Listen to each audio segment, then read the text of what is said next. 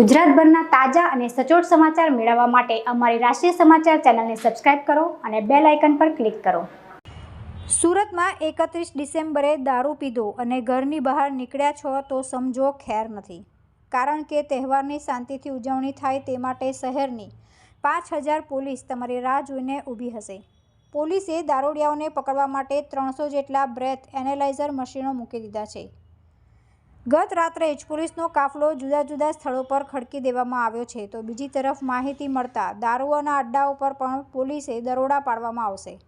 Police વિભાગના જાહેરનામા અનુસાર જો અગાસી પર દારૂની પાર્ટી થતી હશે તો તેવા પીધેલાઓને પકડવા પણ વ્યવસ્થા કરી દીધી છે। શહેરમાં ડ્રોન ઉડાવવામાં આવશે, જ્યાં પોલીસને શંકા જણાશે ત્યાં દરોડા કરશે।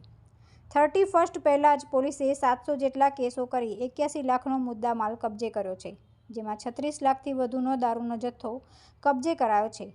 શહેરમાં મધ્યરાત્રિએ યુવતીઓ અને કિશોરીઓ તેમના પરિવાર સાથે તહેવાર ઉજવી શકે તે માટે 1000 જેટલી મહિલાઓ મુખ્ય રૂટ પર તૈનાત કરવામાં આવી છે। આ ઉપરાંત છુપા વેશે પણ મહિલા પોલીસ અને સાદી પોલીસ ફરતી દેખાશે। જો કોઈ ટીખળખોરે છેડતી કરી છે તો તેણે સીધા જેલ ભેગા થવું પડશે। તુલસી શર્મા સાથે રાષ્ટ્રીય સમાચાર, સુરત।